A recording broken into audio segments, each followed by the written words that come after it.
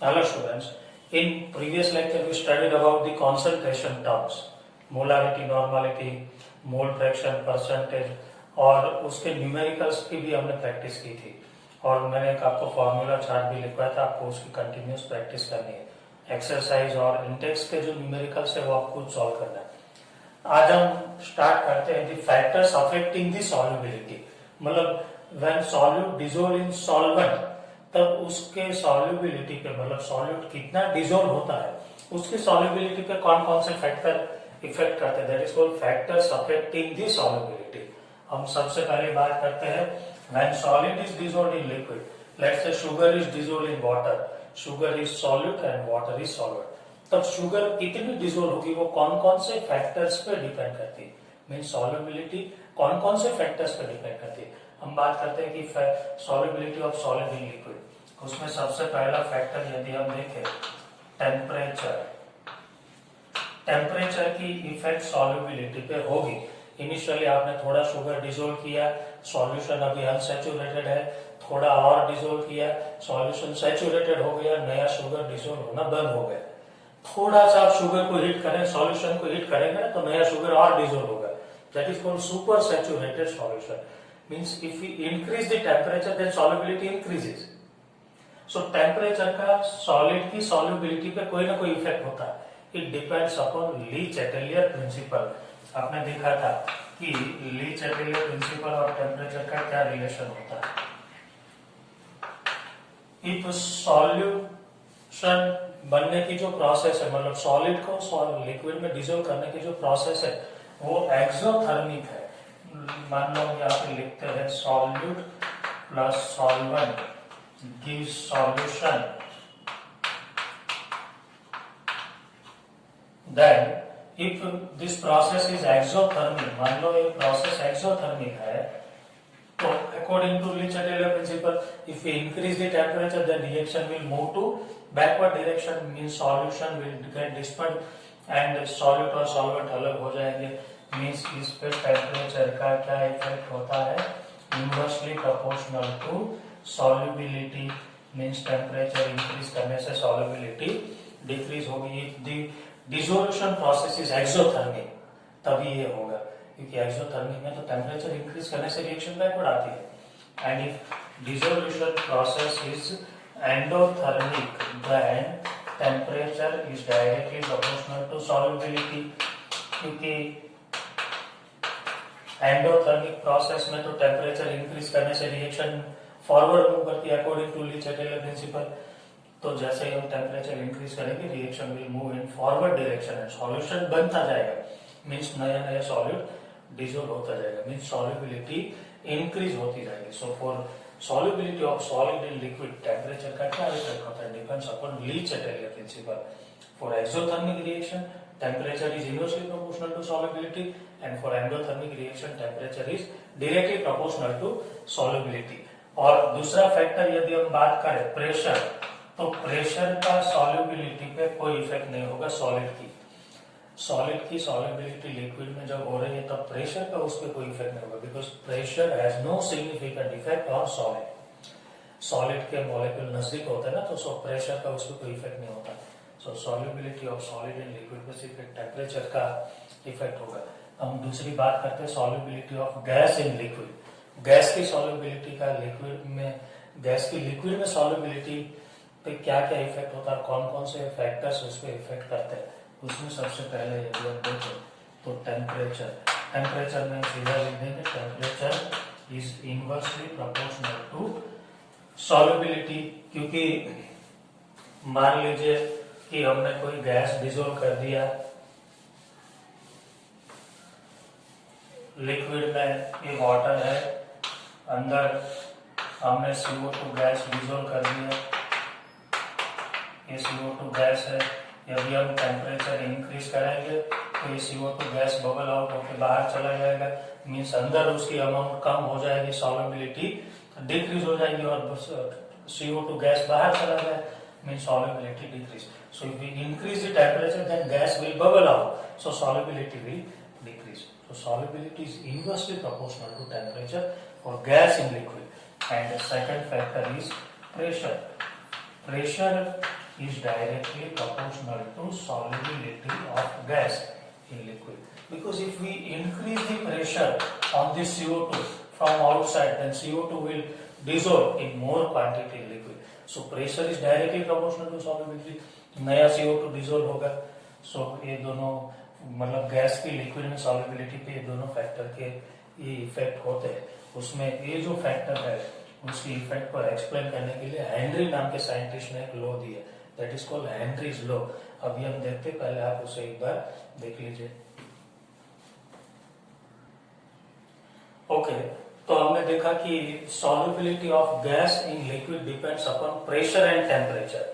Temperature is inversely proportional to solubility and pressure is directly proportional. If we increase the pressure, then more gas will dissolve in liquid.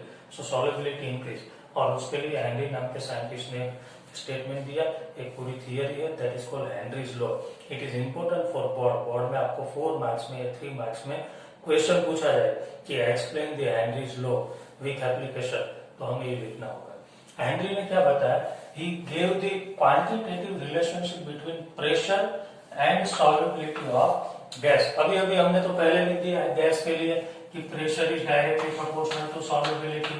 मैंने आपको उसके इसके आगे अभी समझाया कि pressure और solubility directly proportional होते हैं. तो हेनरी ने वही किया, pressure और solubility के बारे में रिलेशन दिया. उसने क्या बोला कि this solubility कौन से यूनिट में ली हेनरी ने? तो mole fraction. It may be in mole, in number of equivalent, but Henry ने solubility के लिए, amount of gas के लिए कौन सा यूनिट सिलेक्ट किया? Mole fraction. उसका स्टेटमेंट क्या था? solubility of the gas in the solution, मतलब ये गैस है, उसके सॉल्यूशन के अंदर कितनी solubility है? तो is proportional to the partial pressure of the gas over the solution. हम ये गैस के ऊपर ओवर दी सॉल्यूशन मतलब बाहर जो गैस है वो कितना प्रेशर लगाता है उस पर डिपेंड करते हैं, अंदर वाले गैस पे नहीं.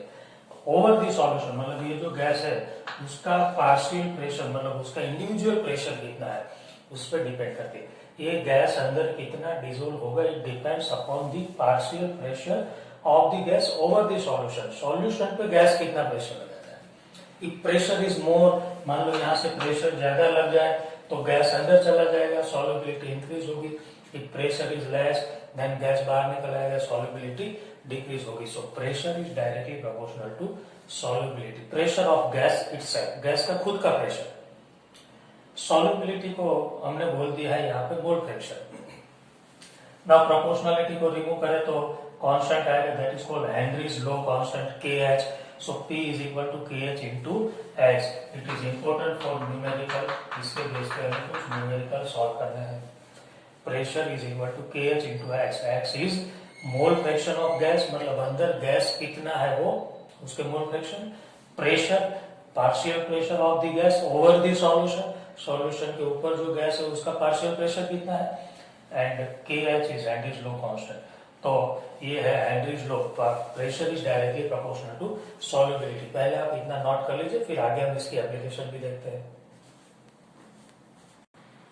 अच्छा, तो हमने क्या देखा कि partial pressure of gas is directly proportional to solubility of gas in liquid. If increase the pressure और गैस का प्रेशर इंक्रीज होगा, गैस का पार्शियल प्रेशर ज्यादा होगा तो वो गैस ज्यादा डिसॉल्व होगा. ये जो KH है it is called Henry's law constant. यदि हम ग्राफ प्लॉट करें partial pressure versus mole fraction mean solubility, तो graph will be straight line. जैसे जैसे प्रेशर इंक्रीज होगा वैसे वैसे सॉल्युबिलिटी इंक्रीज होगी और इसका जो स्लोप मिलेगा वो हमें KH की वैल्यू देता है. Slope of this graph is equal to the value of KH. और ये जो KH है ना वो it is fixed for each gas. Gas के लिए KH की वैल्यू फिक्स होती है. KH is very very important for us. KH depends upon nature of gas and temperature. मान लो ऑक्सीजन के लिए KH की वैल्यू 293 केल्विन पे X है तो उसी के लिए ही 298 केल्विन पे Y हो जाएगा. मींस KH की वैल्यू टेम्परेचर पे भी डिपेंड करती है. और गैस चेंज होगा, मान लो ये नाइट्रोजन है तो उसके लिए Z हो जाएंगे.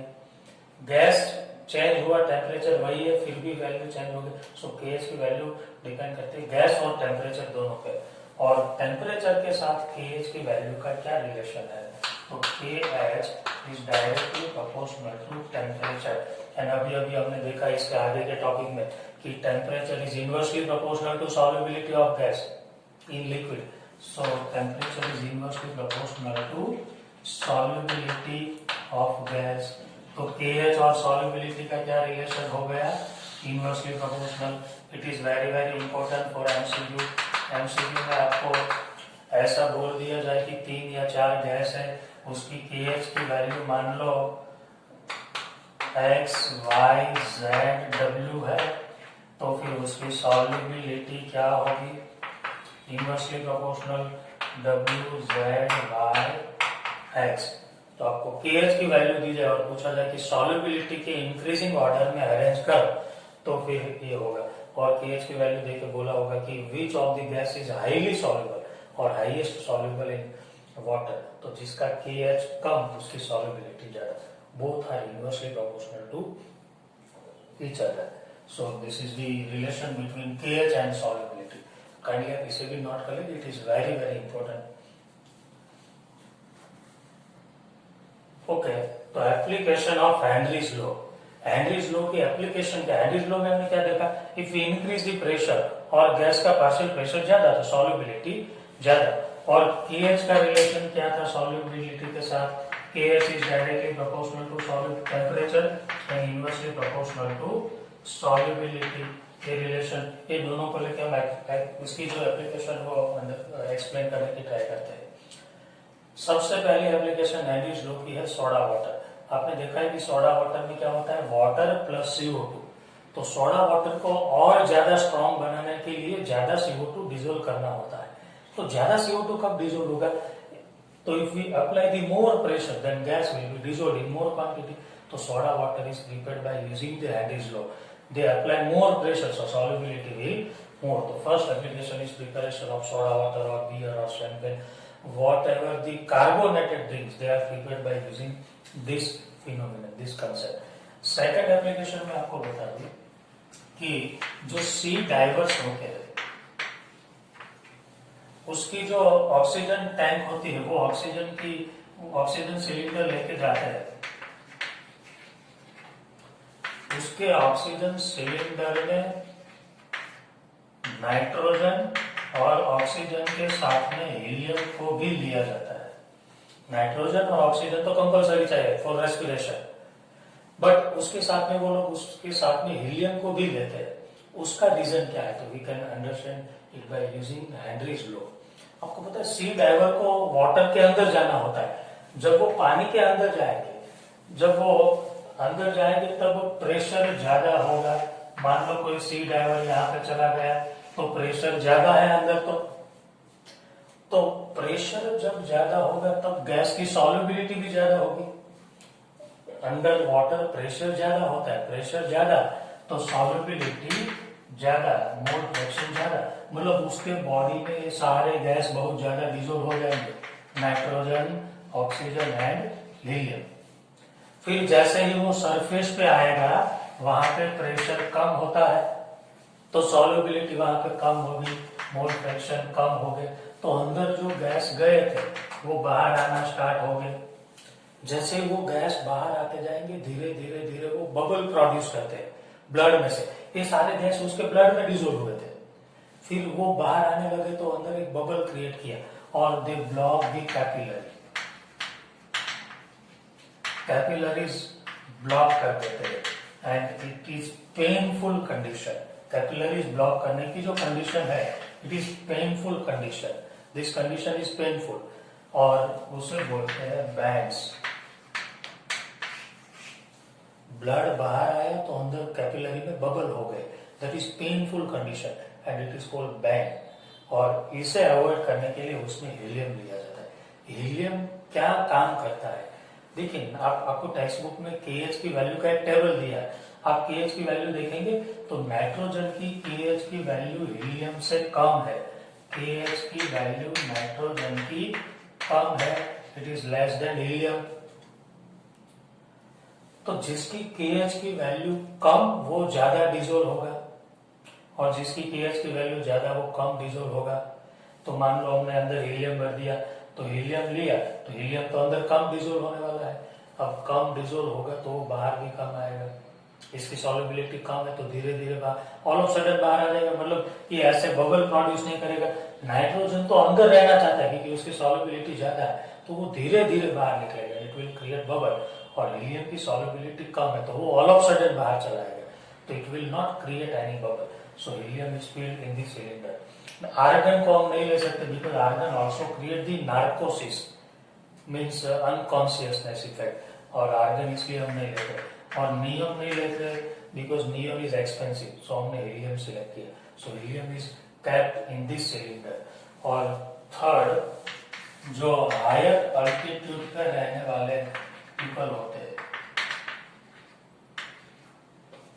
और जो क्लाइंबर्स होते हैं, माउंटेन क्लाइंबर, उसको एक प्रॉब्लम होता है, और वो प्रॉब्लम है उसका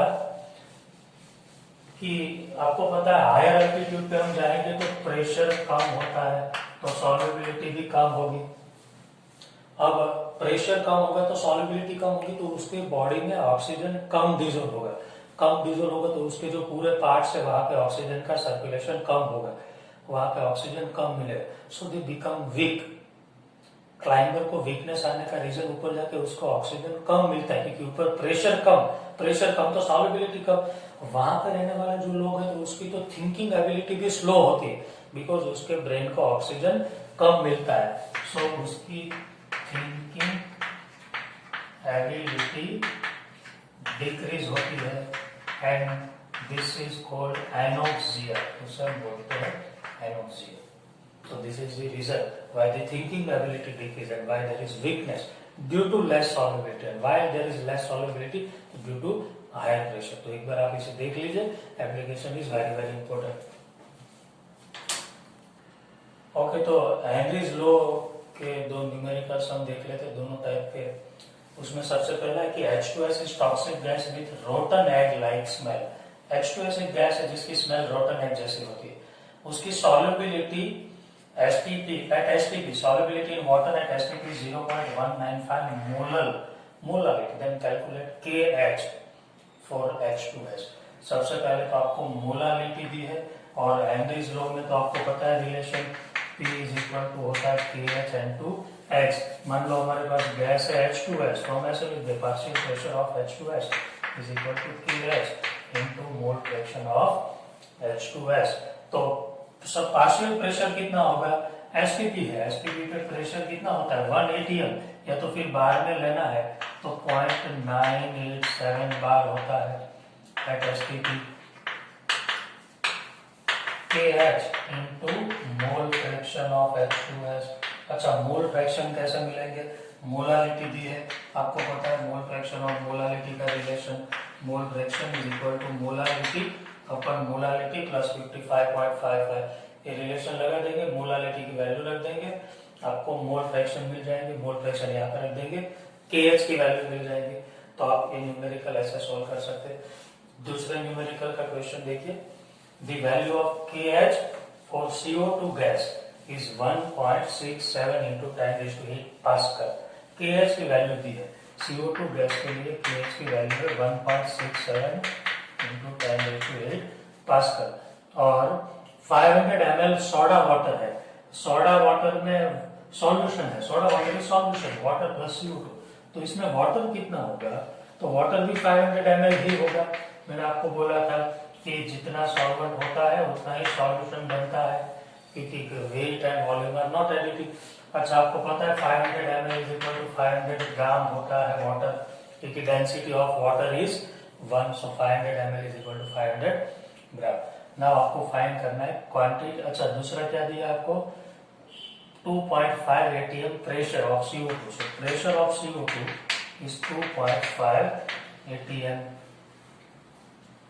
अब आप इस एटीएम को पास्कल में कन्वर्ट कर लेंगे, it is converted into pascal, 10⁵ वाला रिलेशन लगा के मल्टीप्लाई बाय।